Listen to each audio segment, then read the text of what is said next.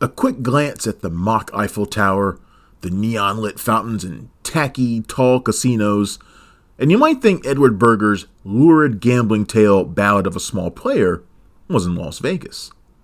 But this is Macau, the Las Vegas of China, and dreams go up in a puff of cigar smoke in exactly the same way. Colin Farrell plays the ridiculously named Lord Doyle. Between his cheap green suit, the noisy and fake Savile Row gloves he wears, and that moniker which sounds like a villain from a dime store novel, Doyle is the kind of mark a seasoned pro could see coming a mile away. He's a lifer in a place like Macau, or so he'd like to think. But a bad run of cards in his favored game, Baccarat, has him up to his eyeballs in debt, and short on the rent to keep his swanky hotel room. Berger has scored 5 Academy Awards with his previous 2 movies, All Quiet on the Western Front and Conclave. With Ballad of a Small Player, he switches gears once again, proving how nimble he can be as a director, which is why he's been eyed to take over so many franchises, such as James Bond and Jason Bourne, although neither of those really panned out.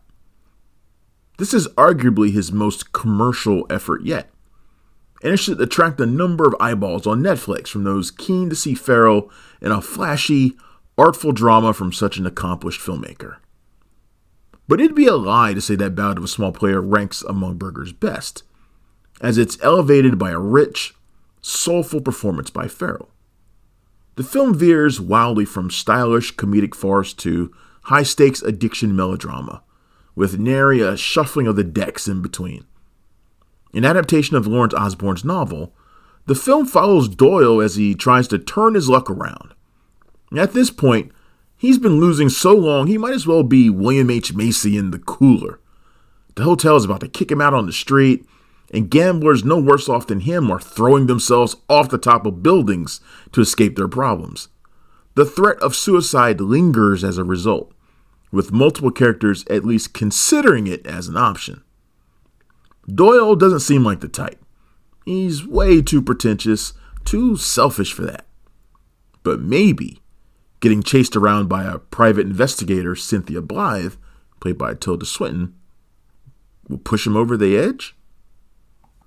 Swinton's character looks and feels like she just walked in from the set of Snowpiercer. She's too weird for the film most of the time, but when her character would fit in more neatly, that's when she's not around. One such moment comes with the grotesque buffet scene where Doyle gorges on anything and everything in sight, just to avoid paying the pricey bill. Berger ratchets up the volume, the comedy, and the nasty sound effects, indulging in the Volker Bordelmann score until we're ready to pay the check ourselves and get the hell out of town. Swinton would have been a blast to have around just for the reaction shots. Ballad of a Small Player is much better when the action is dialed down, and Farrell can exist in this wonderfully lived-in role. That's also when we get Fala Chen as Rainbow Casino employee Dao Ming, who understands Doyle more than he could ever know. A kindred spirit, she sees right through his facade to find the poor Irish boy underneath, the one who had nothing and fears being that way again. Winning will get you killed faster than losing, Doyle is told. While Dao Ming is a bit too much of an archetype of the gambling addiction drama, she's also where the film gets a lot of its mystery and its heart. Doyle is an addict, as much hooked on losing as he is winning. Berger captures the allure of being a high roller, but also the dangers that come with it. Cranked up scenes of overindulgence are better played with subtlety, like when Doyle struggles, literally grabbing his own arm to not play one more hand, to not have one more drink. Farrell comes alive in these moments, and so does Ballad of a Small Player. Even when the cards are cold and the deck is stacked against him, we're rooting for Doyle to play the hand he's dealt all the way to victory. Ballad of a Small Player is streaming now on Netflix, and it gets a 3.5 out of 5. Thanks for checking out the show.